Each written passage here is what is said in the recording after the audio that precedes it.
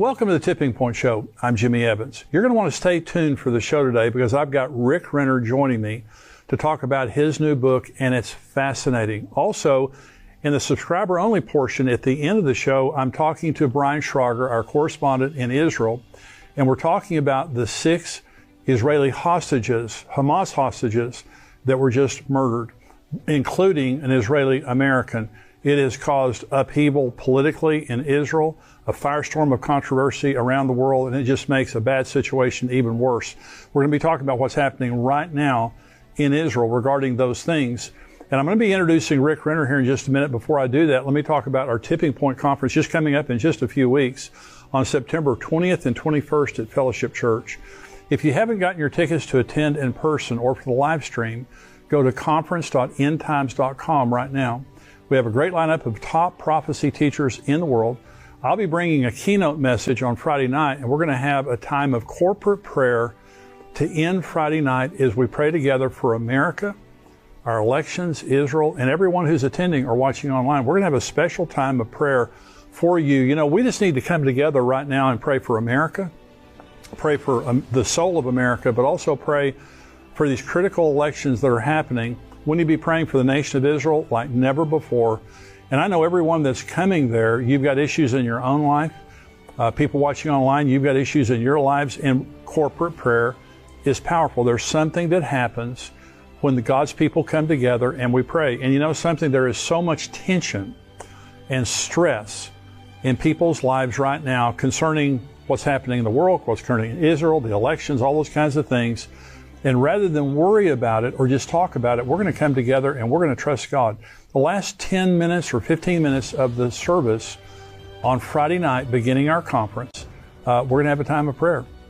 This is an opportunity to be thousands of people. We'll have probably around 2,500 people in person there, as well as, you know, a lot of people watching online. And so we're all going to come together. We're going to join our faith and trust God for miracles in America and Israel and also in each one of our lives. I'm going to be praying for God to do a miracle in your life, and I'm going to be leading that time of prayer. It's going to be a powerful time, and I hope you'll go right now to conference.endtimes.com and get your tickets. And by the way, we have speakers all day Saturday also, top speakers, Jonathan Cahn, Max Lucado, Ed Young, Billy Crone, Mark Hitchcock, Lee Cummings. It's going to be a powerful day. Plus, we have our panel at the end of that day, Saturday, where we answer questions from those who are attending and from people watching online. So it's going to be a great time.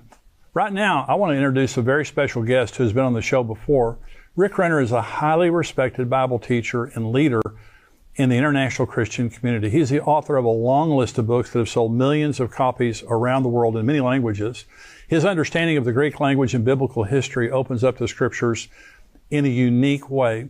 Rick is the overseer of the Good News Association of Churches.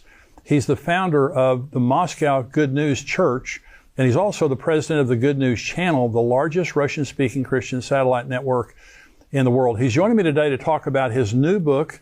This is it right here. It's Fallen Angels, Giants, Monsters, and the World Before the Flood. The subtitle is How the Events of Noah's Ark and the Flood are Relevant to the End of the Age. This is a fascinating book, and I can't wait to talk to Rick about it. Rick, thank you for joining me today. I'm so glad to be with you. You're one of my favorite Bible teachers in the world. Now, Karen isn't here today, but she loves you guys. Well, tell her I said thank you. I will do that. We've been following you for many, many years. Fallen Angels, Giants, Monsters, and the World Before the Flood. It's a fascinating book, and I want everybody to see how thick this is. It is so well researched, lots of pictures and all kinds of charts and things in here. I loved reading this book, and so thanks for writing it. First Well, you're very welcome. Thank you. And so why did you write the book? I know you said in your book that you wanted to write it for a long time. Why did you write it now? Well, but probably 20 years ago, I saw a video that showed what was reputedly the ruins of Noah's Ark, and I was a real skeptic. I did not believe it. So I decided to study it, and I studied and studied and studied and became convinced that it really might be the ruins of Noah's Ark. So I found who was the #1 Ark researcher still alive in the world today, and I began to develop a relationship with him and made an appointment, flew to the mountains of Ararat with my whole team, And Jimmy, I was quite surprised. I really believe the ruins of Noah's Ark are laying in the lower mountains of Ararat. Now, they're not on Mount Ararat. Right. And the Bible doesn't say that. Right. It says it came to rest in the mountains of Ararat. And there's a lower mountain which is called Mount Judy. And on the lower part of that mountain really is a huge ship-shaped object which is exactly 300 cubits long.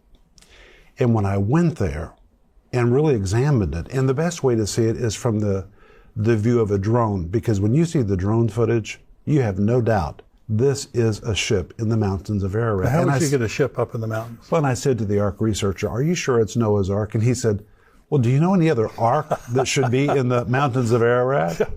But, you know, we've crawled all over it. And if you go down in the valley below, there are massive drogue stones. Do you know what a drogue stone is? No.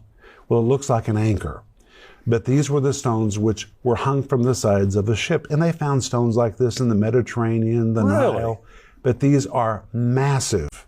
And they have found 26 of them. Good.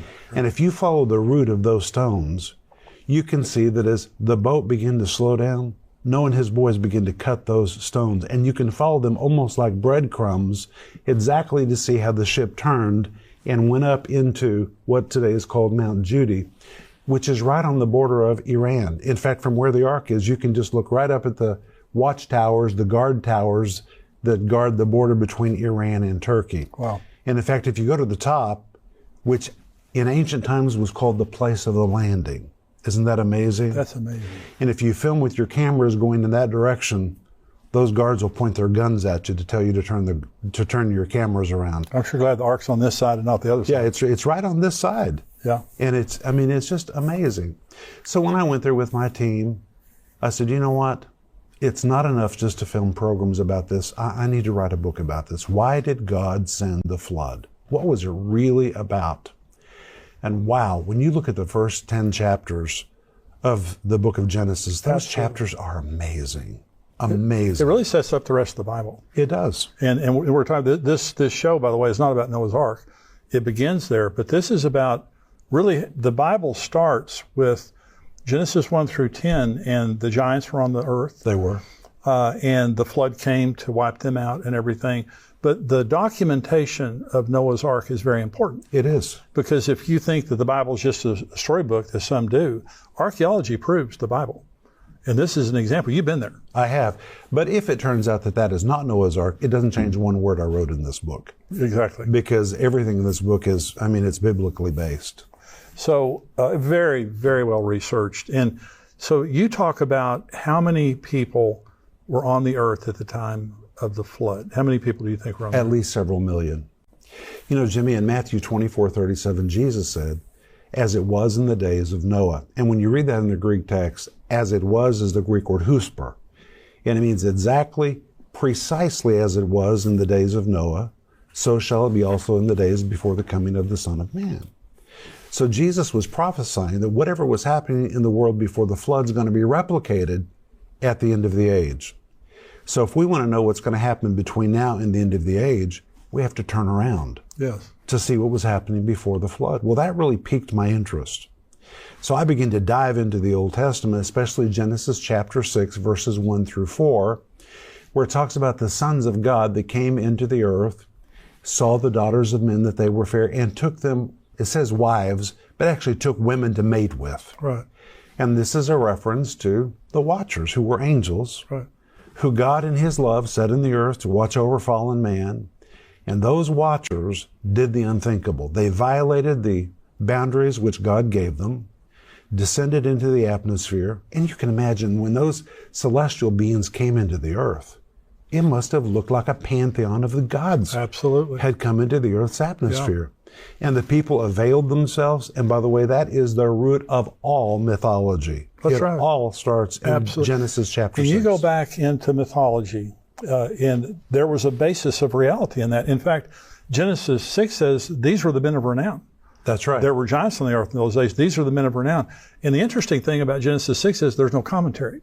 And so Moses wrote the first 5 books of the Bible. There's no commentary. And one of the commentaries I read about that said there's no commentary because he assumed everybody knew what he was talking about. In other words, he didn't have to explain it. It was well known. It was well known.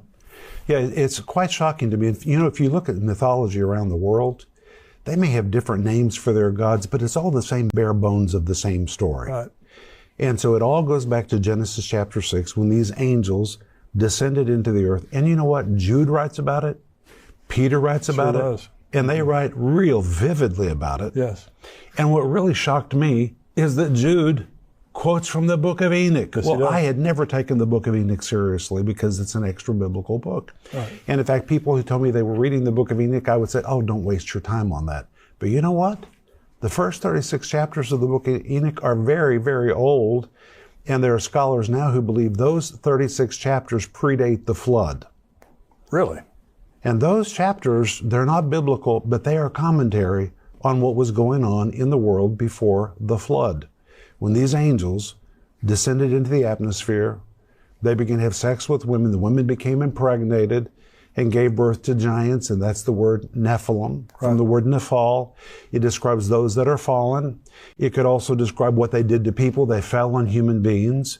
And some scholars say that it described the human response to the giants. People collapsed. They fell when they saw them because they felt like they were grasshoppers in their sight. Yeah. These were massive, massive beings. Yeah.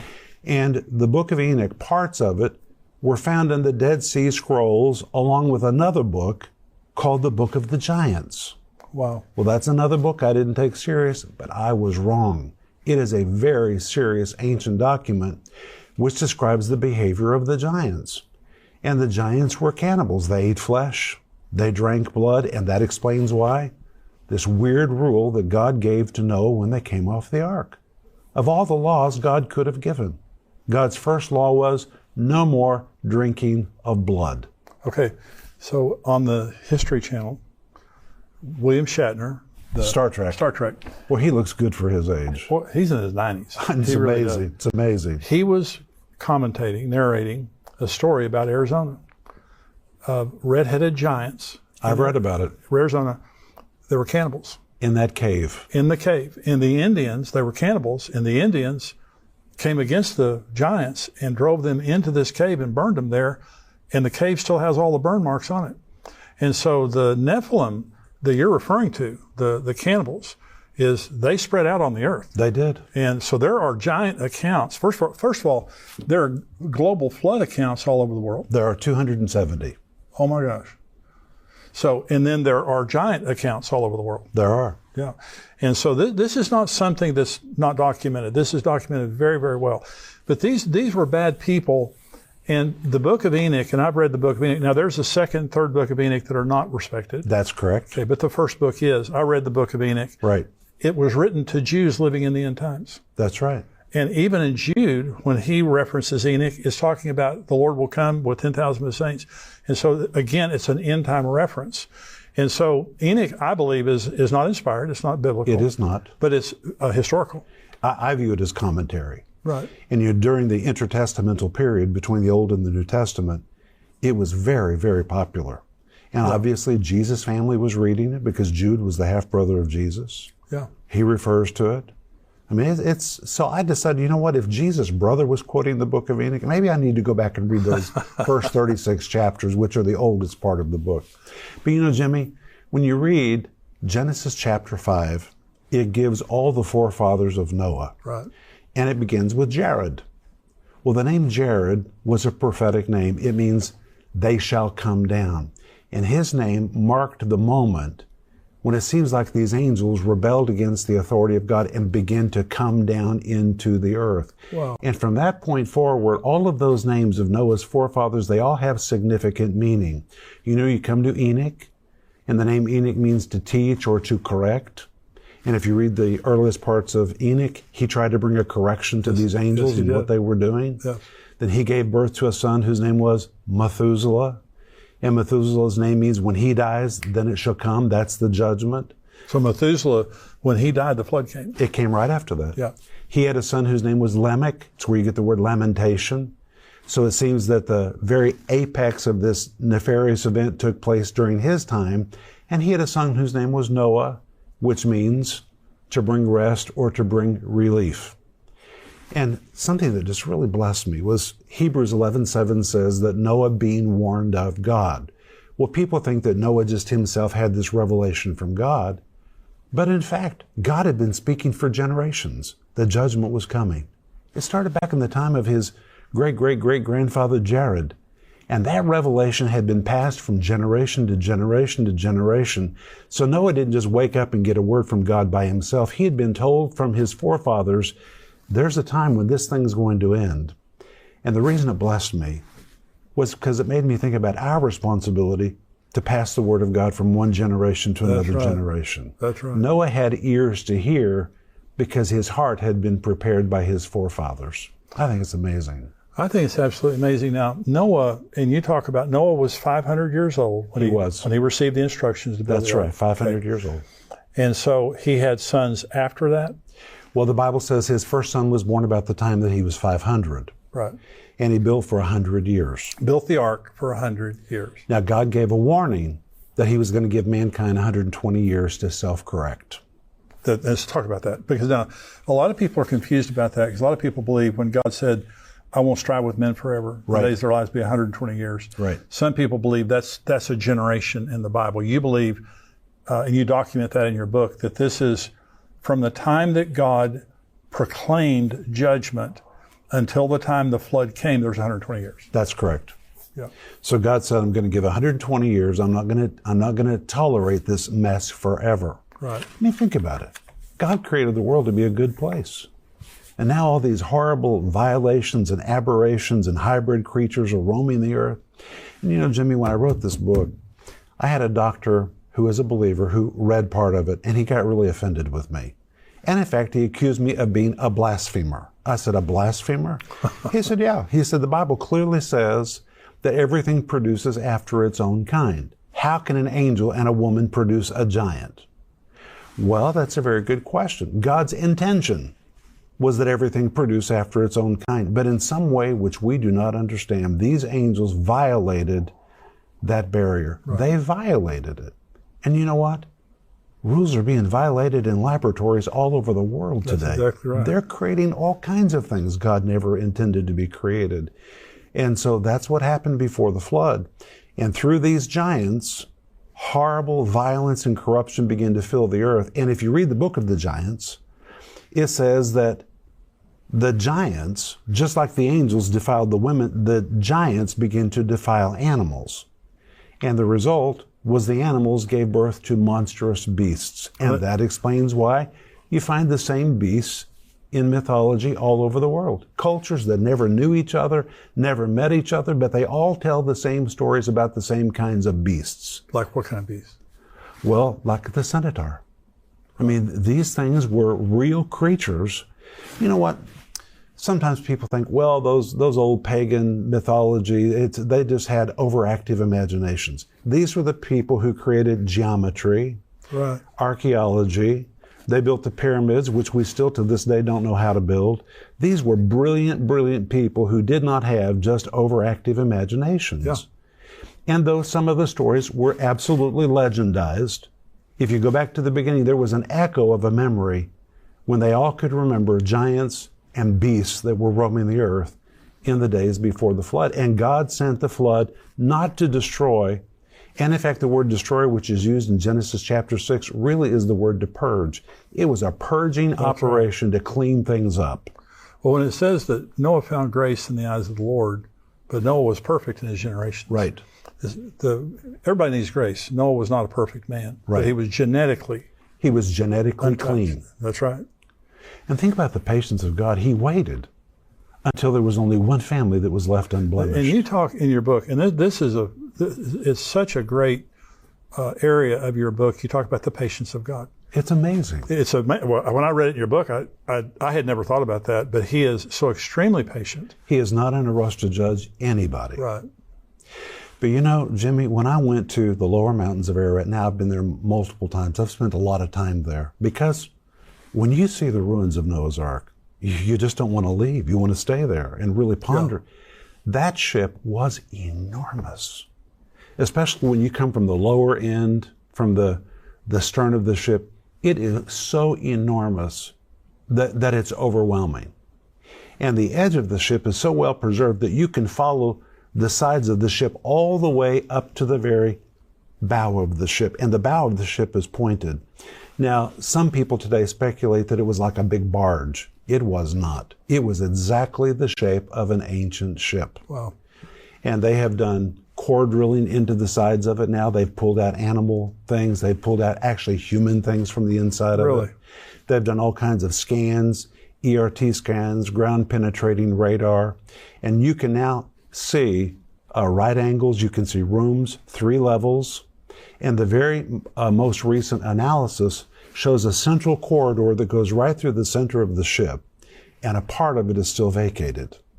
Is that amazing? It's amazing, totally amazing. But it landed higher. It landed up on the border of what today is Iran. That up high was called the place of the landing. And then over all these years, it's come down the side of the mountain because that's a mud field. And in fact, when you go there today, I said to my wife, be sure to wear shoes that you can ruin because you are going to ruin your shoes. It's mud from the flood. And that boat literally came down the side of that mountain and finally came to rest where it is today. You say in your book here, this is chapter 5, what ancient sources said about fallen angels and giants, and you go into Clement of Rome, Josephus, Irenaeus, Athenagoras, Tertullian, all of them wrote about it.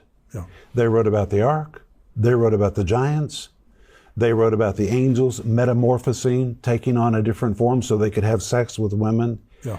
You know, when you read about it, all these ancient voices wrote in unison about the same event. And it was firmly believed until the time of Augustine.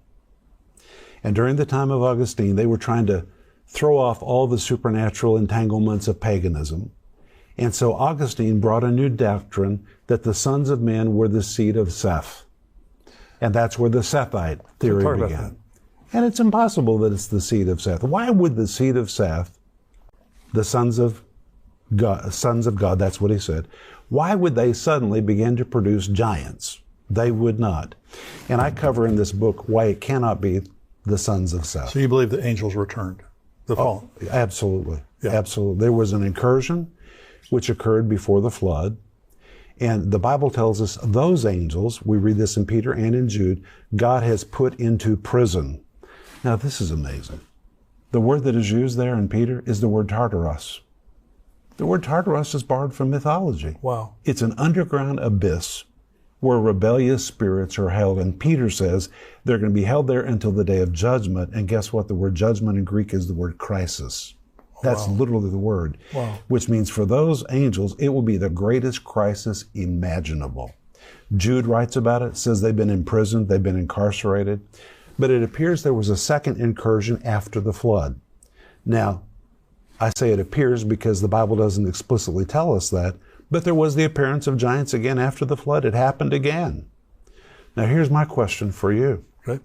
Jesus said whatever was happening before the flood is going to be replicated again at the end of the age. Well, this is something, and I've had several guests on to talk about that, the hybrid race. Right. So I'll answer it and I'll throw it back to you. The UFO phenomenon is very real. It is. And it's been documented. Dr. Hugh Ross, who is an astrophysicist and a very strong Christian, proves just physically it would be impossible. Intergalactic travel is impossible. He said you could never take a physical spaceship through all of the dust in the universe. It could never make it here.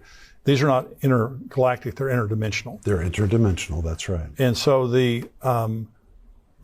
when people are abducted, and this has been going on for centuries, and cultures all over the world, no believers are abducted. It's only unbelievers. And many of them go through sexual experimentation. Now, this is Dr. John Mack, who is a psychiatrist with Harvard University. He wrote a book on it called Abducted, and he was scorned by his peers for doing that. And he said, after meeting with people who are abducted, I'm convinced they're not mentally ill, that they're actually recounting an actual experience that they had, because it's the same experience over and over. They don't want attention. They don't have any other, manifestations of mental instability or whatever. And so they're saying they were abducted. They went into these spaceships, that they had sexual experimentation or whatever. And so I believe it's demonic. I believe you agree with that. I do. That it's deception. And this is another thing I say, Rick. Imagine that the rapture happens right now.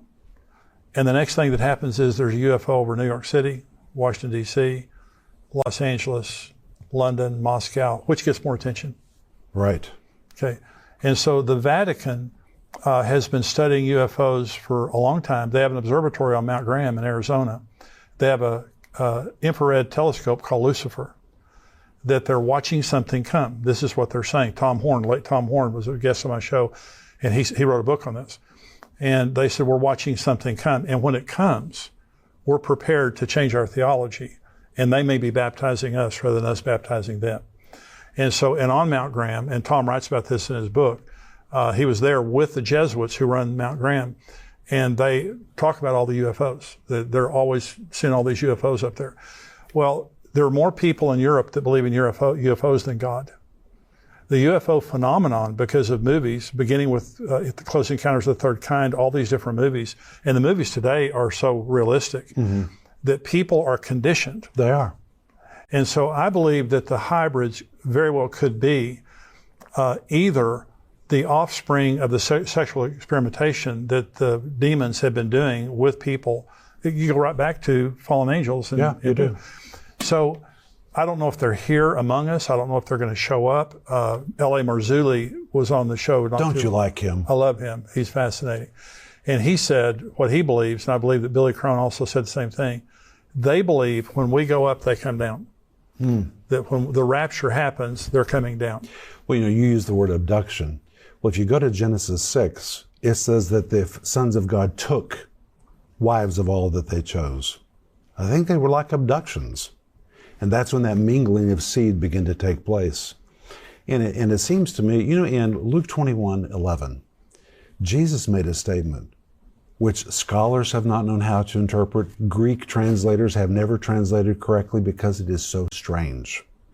And Jesus said, in addition to earthquakes and wars and famines and all these things, there'll be great signs from the heavens and fearful sights.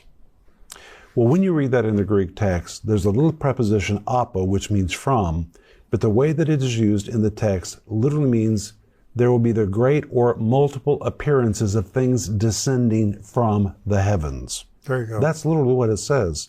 And then it says fearful sights.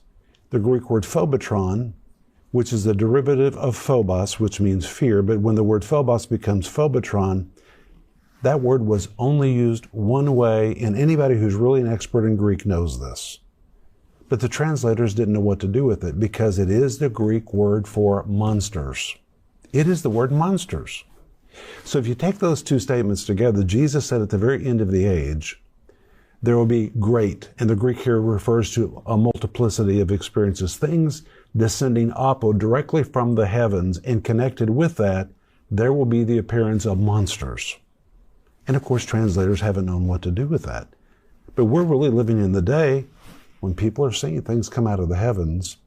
And by the way, we're already seeing monstrous things. Yes. And I don't want to offend anybody, but you know what? We're living in a day when just go walk through the mall or the airport, you don't know who you're looking at. I mean, it's like we're living in a world of monsters. Yeah. People that have altered their bodies, the world before the flood was a trans world.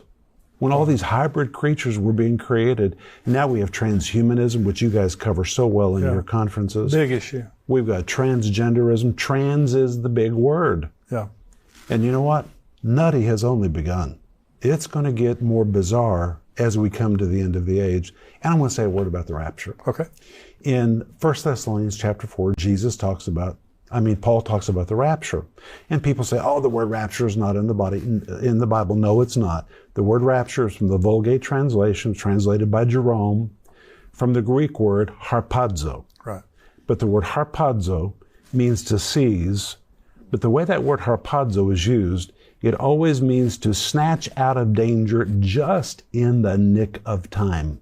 It is always a rescue operation, which implies the rapture of the church may occur in a very dark moment. So you're pre-trib.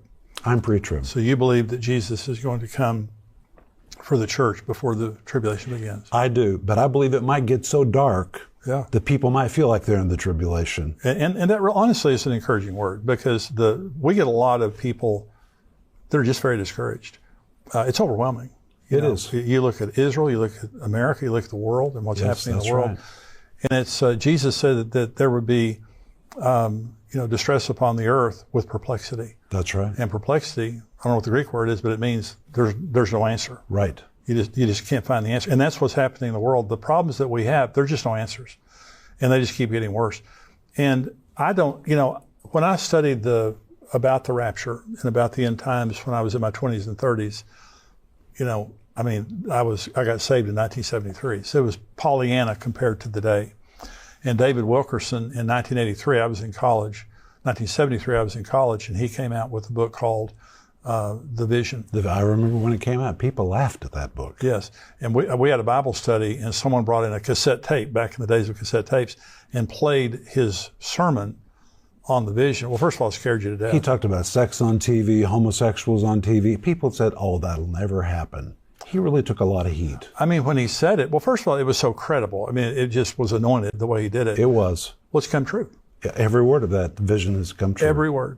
We thought it was going to happen in 5 or 10 years. He said, there'll be R-rated movies on primetime TV, and I thought, that could never happen. Well, it happened. It is. And a lot more. It has. So it was, what we're seeing today is the world of the end. And your book does such a fantastic job of, your subtitle here, how the events of Noah's Ark and the flood are relevant to the end of the age. The more I read the Bible, the more I realize it all goes back to Genesis. The Michael Heiser, we were talking about him earlier, Dr. Michael Heiser, he passed away, but he wrote a book called Reversing Hermon. Now, Hermon means oath. And Enoch talks about the angels that came down on Mount Hermon. Now, in Greek mythology, it's on Mount Olympus. It all happens on a mountain, but it starts on Hermon. Starts on Hermon. And they made an oath. The fallen angels made an oath. 200 of them. 200. Well, and that talks about the second incursion.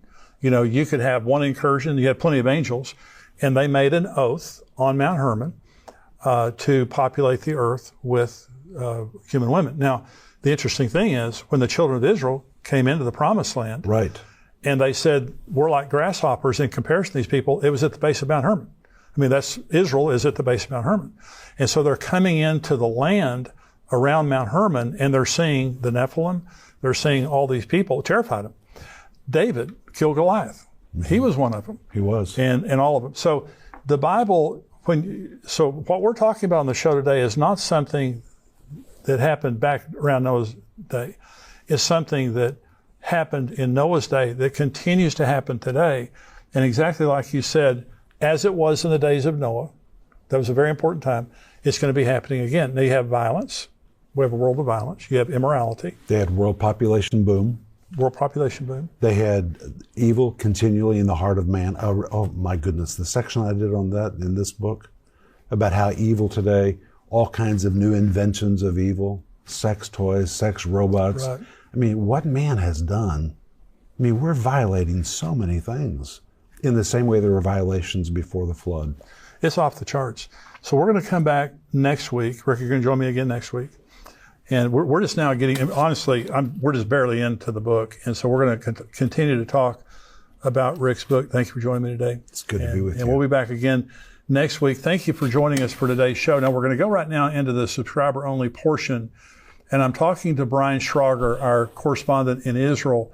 And we're talking about the 6 hostages that were just now murdered by Hamas. And there's an upheaval in Israel politically, militarily, and also just it's just a firestorm in the world that's been set off by this. We're going to be talking about what's happening in Israel right now in real time. So I want you to stay tuned for that. This is the subscriber-only portion of the show. If you're not a subscriber, go to endtimes.com. You can become a subscriber for $7 a month. You can watch the entire Tipping Point show. And we have podcasts all through the week by Brian Schrager, Dr. Mark Hitchcock, myself. We have articles. We have all kinds of information that comes out, breaking news. I would love for you to be a subscriber. Go to endtimes.com right now and become a subscriber for $7 a month. If you are a subscriber, stay tuned. I'm going to be coming right back with Brian Schrager. Welcome to the Tipping Point Show. I'm Jimmy Evans. On today's program, I have Billy Crone back with me again. to talk about his new book and also his new documentary. And I want to say that we had a fantastic event, our conference just a few weeks ago, the Tipping Point Conference, and that is still available if you want to watch that live stream. It's available through the 21st of October. Now, it expires on the 21st of October, but on the 22nd of October, all of our subscribers get to watch the conference. And so it's going to expire here pretty quick, but you can still watch it if you want to, but it's just going to expire on the 21st. But if you're a subscriber, you'll have full access to the entire conference. Tremendous speakers. It was a tremendous event. And by the way, in 2025, some people got confused at this year's conference and think that we're not going to do live stream next year. We are doing live stream next year, just like we've always done it. And we're also going to start advertising the conference in 2025. It's going to be at Stonebriar Church in Frisco, Texas. And around the 1st of November, those tickets will be available. And so I'll keep you up to date on that. At the end of the show today, in the subscriber-only portion, I'm talking about a bizarre development in the war in the Middle East. The Biden administration is trying to bribe Israel not to strike certain targets in Iran. It's just truly bizarre. I'm also talking about the Biden administration's policies concerning Israel, and could they be tied to these massive hurricanes that are hitting America? And I'm going to be talking about this in the subscriber-only portion, but this book right here, I've told you about this before, William Koenig, Eye to Eye. He gives 126 examples in this book of when American foreign policy was against Israel, especially causing them to divide their land, and natural disasters that happened in America. And the subtitle of his book is Facing the Consequences of Dividing Israel. And so right now, some very troubling things are happening concerning the Biden administration's policies concerning the Israel, including a two-state solution and things like that. So I'm going to be talking about that. Could there be a connection between Hurricane Helene and now Hurricane Milton, these massive hurricanes that are hitting America, and what's happening in Israel at the same time? I'm also going to be talking about Emmanuel Macron of France and his efforts to lead a boycott of Israel's war with Hamas, and also demonstrations on the anniversary of October 7th on college campuses across America celebrating Hamas and the slaughtering of innocent Jews. Is truly sickening. I'm going to be talking about that later in the show. But right now, Pastor Billy Crone is joining me again today. He's the senior pastor of Sunrise Bible Church in Las Vegas, Nevada. In addition to being a pastor, he is also a gifted author, conference speaker, and teacher. He's written many books on the end times and produced many documentaries. And today we're talking again about his book, which is also a documentary, Klaus Schwab, Joe Biden, and the Planned Destruction of America. Billy, great to have you today. Hey, thanks again. It's always great to have you here. And last week we started talking about your book, Klaus Schwab, Joe Biden, and the Planned Destruction of America. If you didn't see that show, you need to see it. If you're a subscriber or if you're watching this on YouTube, you need to watch that show because it's just extremely enlightening. Now, this is a book, but it's also a DVD. Yeah, DVD set as well. And so where do people go to get the book and the DVD? GetALikeMedia.com. That's our teaching website, and they can get either one or both there. And what I appreciate about your documentaries and your book is you use their own words. Oh, yeah. Okay? So you're not making stuff up, try to upset people. You're going to the source of Klaus Schwab and what they have been saying publicly for many, many years. Yep. All you're doing is just exposing this agenda, and they have a planned agenda behind the Great Reset, behind the destruction of the American economy, the creation of a new world order. What is the spirit behind Klaus Schwab and his desire to do all this? Well, just to cut to the chase, it's Lucifer. It really is. That's not hyperbole, and that is literally the bottom line. They worship Lucifer. And Pastor Jimmy, I didn't plan on, when I was doing the research, I was dealing with geopolitical issues, Bible prophecy related issues from Revelation 13, cashless society, the Great Reset. That's what they want to bring. Joe Biden, Harris, they're part of the camp with the World Economic Forum. They're purposely destroying our country, the Tin Horn Kingdom, Revelation 17. But I stumbled across a thread. I'm going, how could these guys do it? It answered the question for me. How could you look people square in the face, knowing that millions of people are going to get murdered, knowing that you're going to take over countries, knowing that you have hired traitors and put them in places to destroy everybody's way of life, everything, to take over the country? How can you do that? And they don't just do it, Pastor. They literally smile as they do it. And I'm going, how do you do that? How do you look somebody square in the face, deliberately look them in the eye and lie and smile as you're murdering people, taking over countries, destroying livelihoods? How do you do it? It's because they're satanic. And I stumbled across this in the research. And first of all, it was the Hitler connection going back to Klaus Schwab. And Hitler, one of the things you need to understand, he not only was an evolutionist, he was an occultist. And we took a deep dive on that. And Hitler got into power by two secret societies, two occult societies. One was called the Thule Society, Thule, Thule Society. The other one was the Golden Dawn Society. And they not only admitted with their occult powers, they got Hitler in, but, quote, they initiated him, this is on tape, they initiated him into the secret doctrine of occult powers. And then that's why he had the powers to speak. And people would say, when you heard him speak, it was like an otherworldly voice and people were mesmerized. Well, it's because the guy was demon possessed. And so we have that on tape. And so you're like, well, wait a second. So we've already demonstrated that Klaus Schwab has taken basically what Hitler did, the Third Reich, and has changed it into the Fourth Industrial Revolution, the Great Reset, and he's bringing it to the planet. And because of an obvious Hitler connection, he grew up in Hitler's Germany. But does he have the same spirit? The same demonic, satanic spirit? Yes. The key phrase there is secret doctrine. Secret Doctrine is a book written by Madame Blavatsky. And when you do the research, you can trace it all the way up to Klaus Schwab. He's following the same Luciferian order. Let me see if I can describe it and bring it up to him. It's crazy. And then as you go along the way, I'm just like, man, Bible prophecy's popping off the page now. The Secret Society, the Secret Doctrine, Madame Blavatsky, late 1800s, she was a Russian elite. And go figure, these Russian elites, they have nothing better to do, get involved in the occult. And so she did, and she had demons speak to her. Well, the demons spoke to her and said, we have this new wisdom for the planet. And it's called Theosophy. Still in existence today all over the world, Theosophical Society. And you were a Satanist. Yes. And you had spirit guides. You had those same experiences. Exactly. Yeah, and the thread of what I was involved in, including New Age, not only Satanism, is that Lucifer's a good guy. Right. So Theosophy, she writes a book with these demons told her, and of course Theosophy means Theos, God, Sophos, wisdom, God wisdom, the new God wisdom for the planet.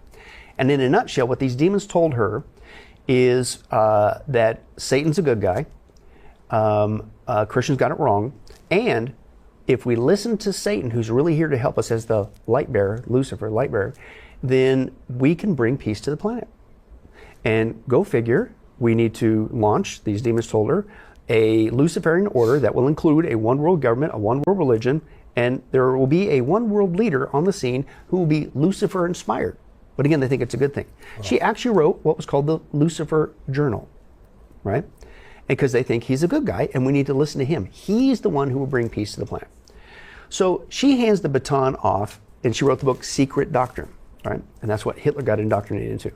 She wrote, she passed the baton to another lady. Her name was Annie Besant after Blavatsky died.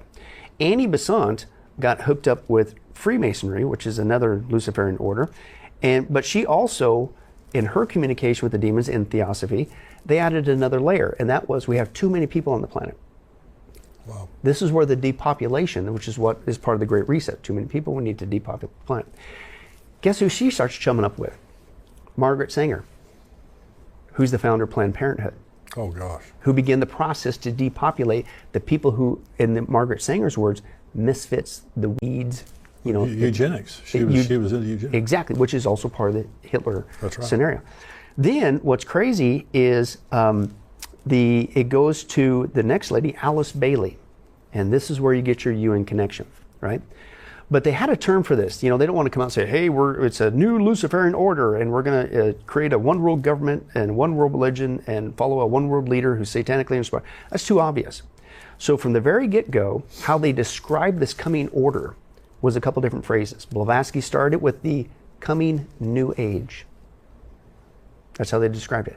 And that's where the New Age movement gets their term. It's from Blavatsky, the Luciferian order. And in New Age, I can speak from personal experience, they teach that Satan's a good guy, Christians got it all wrong.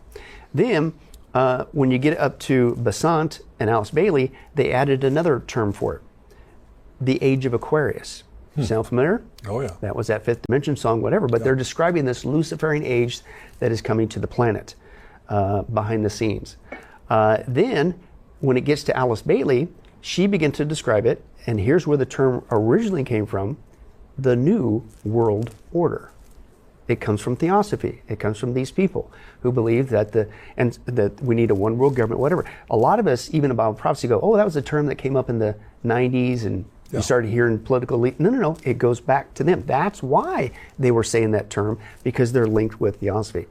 Now, they also had a symbol that represented this coming satanic age, this new age, this age of Aquarius, this new world order. And can you guess what that symbol was? What? The rainbow. There you go. Right? And one of the things that Theosophy, the secret doctrine, this Luciferian order has said for the get-go is that Christians got it wrong, but Christians are also the bad guys who are holding up this Luciferian order. And they need to be gotten rid of. And then what's wild, and this now is... the demons told you that when you were a Satanist, is all these people were going to disappear. Yes, in fact, this is from Alice Bailey. Alice Bailey, and this is the third in line with the Luciferian order.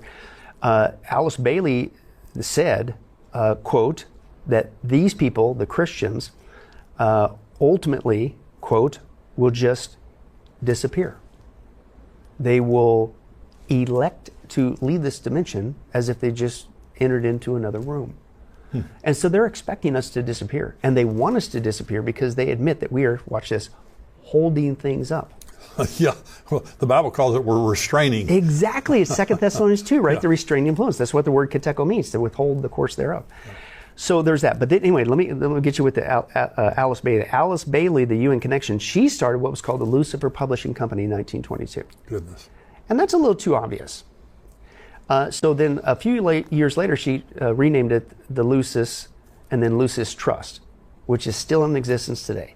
And again, what is it? Lucifer's a good guy, one world government, one world religion, all that stuff. Now, the Bible calls it for what it is from the get-go. It's the Antichrist kingdom. But this is where it's come from. But anyway, you could still look up to this day, Pastor Jimmy, the Lucis Trust, Alice Bailey Theosophy, that they're completely connected with the UN. Completely connected with the UN. And they, in fact, every year the UN sponsors World Invocation Day. And it's people around the world that are encouraging them to invoke this Luciferian order. They don't call it that because that's too obvious. Invoke this new age and things of that nature on the planet.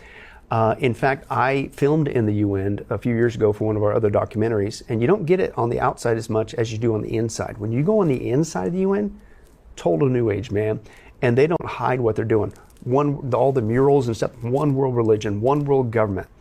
And because they're tied with this Luciferian order, this theosophy, right? And then they don't have a prayer room. They have a meditation room. And we were actually able to sneak in there real quick and do some filming because people say, oh, that's just stuff on the internet, that's Photoshop. No, I was there. They have a meditation room, right? To bring peace to the planet. They also have an interesting phrase that they said. They said that they are here to bring, this is crazy, they're here to bring peace and security to the planet. That's Theosophy, and that's also the United Nations. Yeah. Right?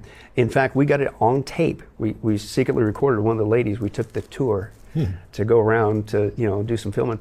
And I asked her, I said, so why are you here? Well, we're here to help. No, I said specifically, why does the UN exist? Without missing a beat, she goes, we're here to bring peace and security to the world. Wow. Now, there's two things that they admit that's holding up the peace and security to the planet, this Luciferian order, that they say is going to bring peace and security. You know what it is? Christians, number one, the Judeo-Christian mindset, that's why it's being attacked, and the Jewish people, a conflict in the Middle East. Wow. And this is why you will see world leaders still to this day, especially if they're connected with the UN, you will hear them say, peace and security, peace and security. Oh, yeah. Right? And specifically in regards to what? Israel, quote, Palestine. Obama said it many times. Biden says it. World leaders over in Europe, Tony Blair, all these guys, they say that we need to bring peace to the Middle East, peace and security, Israel and Palestine living together side by side in peace and security. Peace. They say it all the time at the UN. Now here's what's crazy, Pastor Jimmy. You go to 1 Thessalonians chapter 5, and you know what Paul says there? He says specifically, when you hear people crying out peace, The word there in some translations is safety, but it's asphalia in the Greek. And you know what it literally means? What? Security. Wow. So when you hear people say peace and security, bang, sudden destruction comes upon them. Here comes your 7-year tribulation. Right. So there's that. But here's my point. So that's all that theosophy, Everything you're Luciferian saying, order. people need to understand. You document that. Oh, we not only document, but if you get the DVDs, we got the videos. Yeah. You know, and that's the power of the DVDs, not to downplay the book, but people, oh, come on, you must have got that from wackyguy.org. No. Yeah. Here's them saying it on tape. They say it. And we transcribe it, of course, for the book. But here's the Klaus Schwab connection.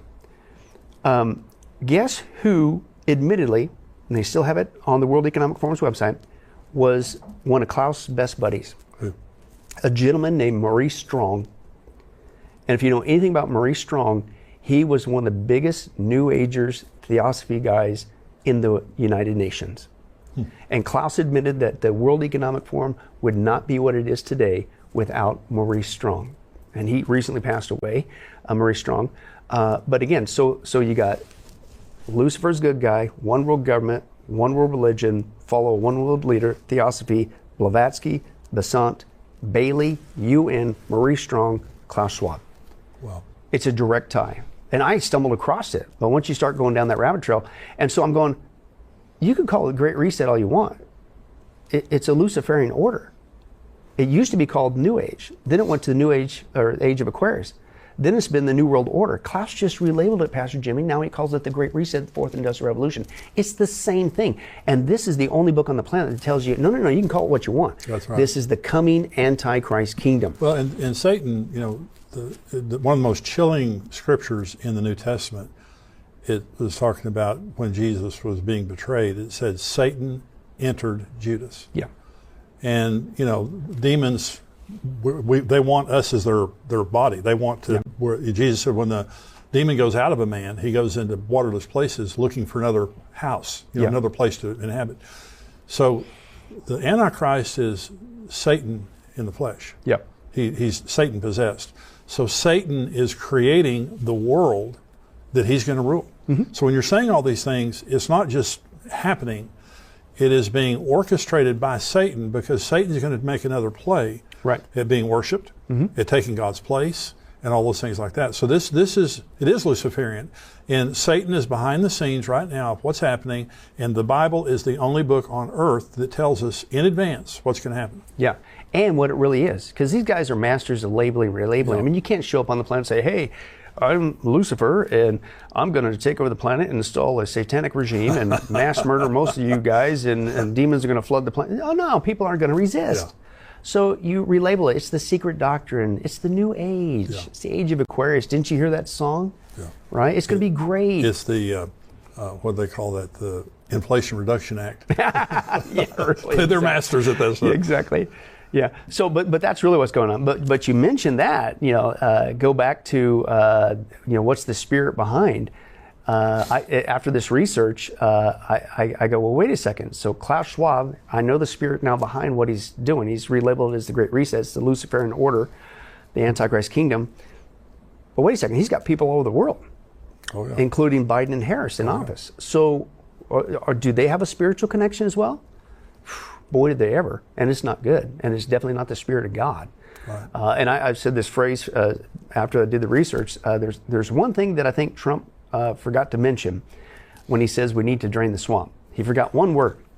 It's the word occult. Because we need to drain the occult swamp. Yeah. And I'm telling you, we know this as Christians. Not all of our battles are against flesh and blood. Right. Some they're spiritual. Ephesians 6, we know that. And we know that we're in a spiritual battle. Sometimes these people even play on that and say, we're in the battle for the soul of America. Boy, are we ever, we are. Pastor Jimmy. Because when you begin to do the research, there is a spirit in the White House, and it is not of God. But what the bombshell for me in doing the research with that, first of all, go figure that they work with Klaus Schwab. Right. Because they're working for the same entity, Satan. But another thing I stumbled across, and so I began to do the research. Well, when did this happen? When did the demonic spirits begin to go into the White House? It started in the Pierce, President Pierce. And this was when spiritualism, which is basically, you see the black and white photos of people doing the table rapping and speaking, the Ouija boards and all that stuff. That was a craze that spread from Europe over to America. Well, Jane Pierce, President Pierce's wife, they lost their son. So she called in the 3 biggest occultists in America at that time, called the Fox Sisters. And they began to perform seances in the White House to contact her dead son. This is in secular print. What I learned as I continue to go forward, it's never left the White House. It moved on there from Abraham Lincoln. They too lost a son. Yes. And Mary Todd Lincoln, in her grief, turned to the spiritualists and began to do, believe it or not, seances in the White House. And just to fast forward, I began to see it never left. In fact, you can go in secular print today. Many people, even other countries' emissaries who've stayed in the White House, some of them have left rooms screaming in terror because of the apparitions and things that will show. And then, just to be fair with both sides of the camp, this explains why our government, Pastor Jimmy, not just now, but has been messed up for a long time. Yeah. And you can go back even in the Reagan days and demonstrate, which we do. Nancy Reagan was heavy into astrology. Yes, she was. And Reagan even bowed a knee to her astrology ways and gave deference to her to, like, should he run for election again? Should I make this trip? And things of that nature. Astrology was behind that. Then, of course, who do you have next? You got George Bush Sr., and then I'll fast forward to Jr. Both of those guys, believe it or not, are part of Skull and Bones Society. Yes, they are. Which is totally, totally demonic. And then you get the Clinton that was in there. I've got on tape, transcribed for the book. Bill Clinton admitted in the 70s his first introduction into a spiritual awakening was voodoo.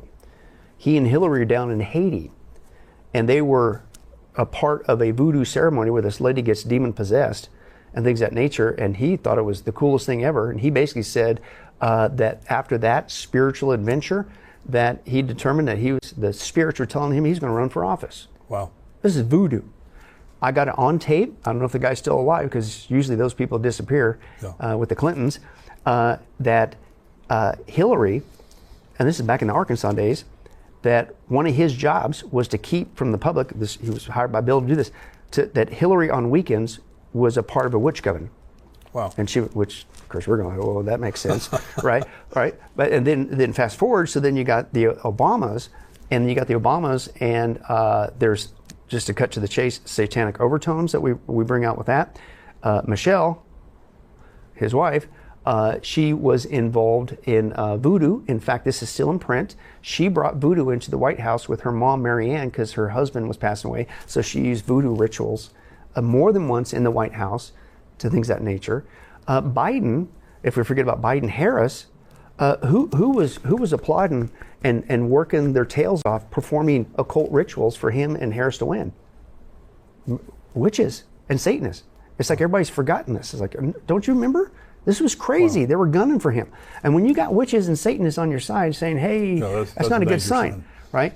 And there's other occult things that we bring out with that as well. In fact, when Biden got into the White House, he hires Susan Rice, who used to work for Obama. And you know what the first thing she did? What? She brought in what was called a smudging ceremony. Now, if you know anything about smudging, that's witchcraft. Wow. And it's a cleansing ritual from witchcraft, Pastor Jimmy, to, quote, cleanse the White House from Trump energy. There you go. Right? And so you go down this route, and it's like, we talk about, not all of our battles against flesh and blood, and this seems to be like a spiritual attack, or, the spirit of America is under attack, and they're specifically attacking the Judeo. It's true. It's a Luciferian order. And this is why things are so messed up in our country. And this is why it's so important in the days that we live in. We need to wake up as Christians and realize that our country has been infiltrated and invaded by people who worship demons, who worship Satan. They're Satan worshipers, and they're in high places, right? And so, and when you get that, to me, it's the wake up moment. It's like, oh, it makes so sense why things are getting so, not just crazy, they're getting demonic. Demonic. Right? And it's from top down. And to me, I'm the ultimate optimist. And so what do? Hide out and freak out even more? No. We make a difference as Christians. Right. And we need to pray. We need to pray that God would bring revival. And that God's Spirit would begin to move back across our nation and bring our nation back to the Judeo-Christian ethic and the roots, that we would get back to worshiping not Satan or Lucifer, but Jesus Christ. That's right. But here's the point. What I've noticed is that Christians, we've been praying revival backwards. When we even pray, if churches even pray for revival anymore, their attitude is like, God, go get them. No, the Bible says, if my people, God's people, what do? Not pray. We skip over that first one. It's humble yourself. Been humbled yet? You humble yourself, then you pray, seek God's face, not just one for a weekend, seek His face, and then turn from your own wicked ways. That's when revival begins to break out. Right. So if there's ever going to be a genuine revival before the 7-year tribulation breaks out and we're out here at the rapture, the only way it's going to happen, Pastor Jimmy, is if we, the church, wake up. That's right. And if we get our hearts right with God, then there's a chance. And until that happens, it's never going to happen. Revival is for the church. Awakening is for the nation. Yeah. You can't revive something unless it's once alive. Right. And so you revive the church. I totally agree with what you're saying. And part of the problem is there's so much of the church today that, Jesus told the parable of the 10 virgins. Matthew 24 was all about the end times. They asked him, his disciples asked him, what will be the signs of the end? So Matthew 24, he gives the signs. Then in Matthew 25, he tells 2 parables and a true story about judgment. And the first parable was of the 10 virgins, which represents the church. And the bridegroom that returns to marry the brides, and so, which represents Jesus' return. And 5 were wise and 5 were foolish. And he said to the 5 foolish, I don't know you. Okay. Well, Jesus gave a percentage, and that is half the church when he returns will be false. Yeah. And that's what you see today. You see the denomination, like the Methodist denomination is an example of this in this past year. Thousands of congregations left the Methodist denomination because of how liberal they've become. Yeah. And I'm proud of them for doing that. The same happened to Presbyterian, Baptist, right down the line. But then half of them, the half that were liberal, have become more liberal because they got these people out. Right. And they had a convention right afterwards, and they started voting all this crazy stuff in. And many of those churches have rainbow flags flying out in front of their church and stuff. Mm-hmm. And so it's the days that we live in are so incredibly dangerous. But the answer is for the church. If my people are called by my name, we're the answer. Right. And so this is a political season. We have an election that's coming up here in a few weeks.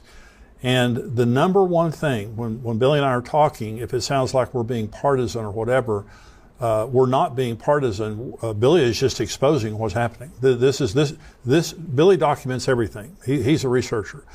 And his documentary, you can see it. You can hear the people themselves saying it, but it's documented. And so the expose that you've done on Klaus Schwab in the planned destruction of America and all that is brilliant, Billy. And I do hope people will go. Now tell them again to your website. It's getalifemedia.com. That's the teaching website. They get the book and the DVDs there. And you have many books, you have many DVDs, you have all kinds of materials there. So go there and get the book, get the DVDs. This would be a great book and DVDs to use in a small group or in a church Bible study or something, just to see what's going on. Yeah. But the battle for America is the battle for the soul of America. Right. And it's not just a political thing, because politics alone are not going to save anything. Right. They're important. But pray about the elections, register to vote, go out and vote. But more than anything, use your life, just like Billy said, to make a difference for Jesus Christ. Well, and that's actually, I'm glad you brought that up. That's how we end the study. It's really on a high note. It's action, because it's like, wow, this is crazy. What do I do? Yeah. Well, it's not a time to go AWOL or hide out in the hills or freak out and get afraid. Fear does not come from God. It's time to be faithful and get back to who we are as Christians, which is engaging our culture. Christians disengage from the culture, I'll say it, not voting, whatever. Right. That is not biblical, folks. Right. The Bible calls us not just the bride of Christ and children of God. Keep reading. The Bible says we're the salt of the earth. We are the light unto the world. And 2 Thessalonians 2, specifically as we await the rapture, here's your action point, the restraining influence. Right. And how can you be the salt? How can you be the light? Salt preserves. Light beats back darkness. Right. How can you resist the tyranny, the oppression, the rise of the Antichrist king that we see? How can you do that if you're hiding out? Right. Or if you're keeping your mouth shut? Right. Or if you're in a state of fear? That does not come from God. And so the action point is, Christian, it is a time to live up to who we are in Christ. That's right. Get back to being the salt, the light, and the last days resistance, and finish strong. Absolutely. Billy is the senior pastor of Sunrise Bible Church in Las Vegas, Nevada. And what is the website of your church? SunriseLV.com. SunriseLV is in Las Vegas.com. Wonderful. Billy, thank you for joining me again today. It's always great, and I look forward to the next bombshell that you drop and, expose. We're going to go into the subscriber only portion of the show now. And so if you're not a subscriber to endtimes.com, go there right now, $7 a month, and become a subscriber. You get the entire Tipping Point show without commercials. You also get the subscriber only portion where I talk about, what's in the news right now, the commentary section. You get Mark Hitchcock's podcast comes out, Brian Schrager. We have articles, breaking news that comes out all week long. I want you to be a subscriber.